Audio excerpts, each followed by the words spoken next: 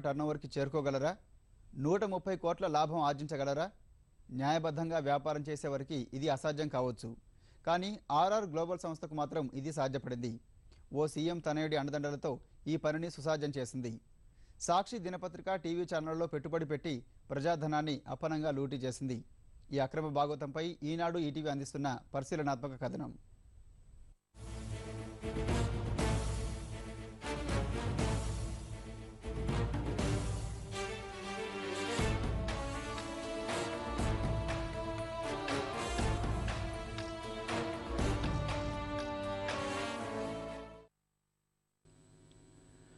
రాష్ట్రంలో ఏ భారీ కుంభకోణం తవ్వినా చివరికి అది వైఎస్ కుటుంబం దగ్గరికే చేరుతోంది. గాలి జనార్దన్ రెడ్డి అనంతపురం జిల్లాలో ఇనుప ఖనిజాన్ని అక్రమంగా తవ్వుకొని వేల కోట్లు వెనకేసుకున్నట్టు సుప్రీం సాధికార సమితి ఇటీవల తేల్చింది.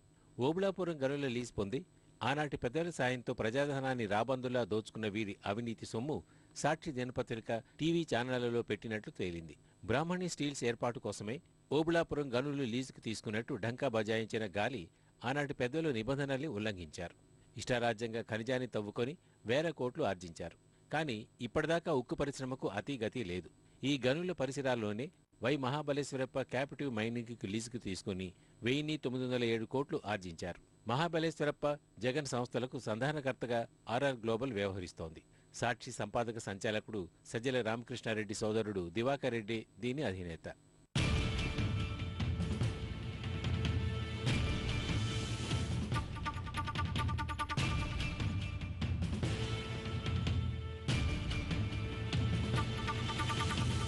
కేవలం జగన్ సంస్థల్లో పెట్టుబడులు తీసుకువచ్చేందుకు ఏర్పాటు చేసిన ఆర్ఆర్ గ్లోబల్ కంపెనీ 2007 అక్టోబర్ 23న హైదరాబాద్ బంజారాహిల్స్ రోడ్ నెంబర్ 3లోని Krishna Sindhu residency apartment 82-120-86-3S3 చిరునామాతో రిజిస్టర్ అయింది.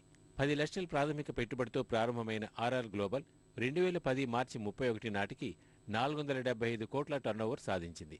ఇందులో లాభం అక్షరాల 130.47 కోట్లు, అంటే 2.5 ఏళ్లలోనే 1300 రెట్ల లాభం వచ్చింది. ఇందులో 79 కోట్లు వాటాల రూపంలో సాక్షి దినపత్రిక టీవీలోకి వెళ్లాయి.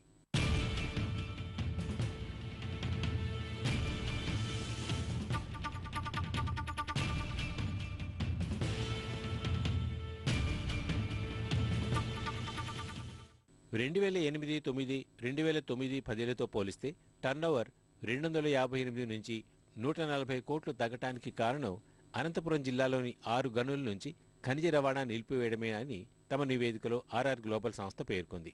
ఈ ఆధారాలు స్పష్టంగా మహాబలేశ్వరప్ప కంపెనీకి ఆర్ఆర్ గ్లోబల్కు ఉన్న సంబంధాన్ని స్పష్టం చేస్తోంది. జగతి పబ్లికేషన్లో ఈ కంపెనీ 2 దఫాలుగా 13,61,110 షేర్లు కొనుగోలు చేసింది. జగతిలో ₹10 ముఖ విలువ కలిగిన ఒక్కో షేర్పై ప్రీమియంతో సహా ₹360 చెల్లించింది. ఈ కొనుగోలు ద్వారా సాక్షిలోకి నేరుగా 48.99 కోట్లు పెట్టుబడిగా వచ్చాయి. ఇందిరా టెలివిజన్ సంస్థ ₹10 ముఖ విలువ కలిగిన 3 కోట్ల షేర్లను ఆర్ఆర్ గ్లోబల్ కొనుగోలు చేసింది. దీనికి 30 కోట్లు వెచ్చించింది.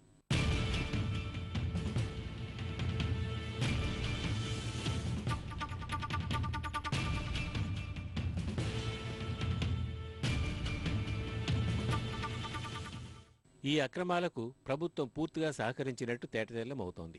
ఆర్ఆర్ గ్లోబల్కు 3 ఆర్థిక సంవత్సరాల్లో 475 కోట్ల టర్నోవర్లో పన్నుకు ముందు లాభంగా 199 కోట్లు, తర్వాత లాభం 130.47 కోట్లు వచ్చాయి. కేవలం ట్రేడింగ్ సంస్థకు ఇంత లాభం రావడం అనుమానాస్పదమే. అక్రమాలకు అండగా నిలిచిన ఆర్ఆర్ గ్లోబల్ను సుసంపన్నం చేయడానికే ఈ ఎత్తుగడ అన్నది అర్థమవుతోంది. వైఎస్ సీఎంగా ఉన్నప్పుడు చట్టాన్ని తొంగలో తొక్కి ఓఎంసీకి 68.5 హెక్టార్ల ఇనుప ఖనిజం గనులు కేటాయించారు. వీటిలో ఉత్పత్తి అయ్యే ఇనుప ఖనిజంలో 50% అదనంగా 5% కలిపి రెడ్ గోల్డ్ అనే సంస్థకి ఇచ్చేలా గాలి సంస్థ 2008లో ఓ ఒప్పందాన్ని చేసుకుంది. దీని ప్రకారం చూస్తే ఓఎంసీకి రెడ్ గోల్డ్కు అందే సేవలు తూతూ మంత్రమే. ఇది బంజారాహిల్స్ రోడ్ నెంబర్ 3లోని కృష్ణ సింధు అపార్ట్మెంట్లోనే ఉంది. ఇక ఆర్ఆర్ గ్లోబల్లో ఉన్నతాధికారైన రామ్ సుబ్బారెడ్డి రెడ్ గోల్డ్లోనూ భాగస్వామి కావడం గమనార్హం.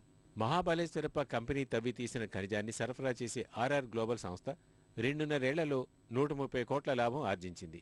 ఈ సంస్థ డబ్బు నేరుగా సాక్షిలోకి ప్రవహించింది. వెరసి ఓబుళాపురం గనుల డబ్బంతా సాక్షి పెట్టుబడిగా చేరింది.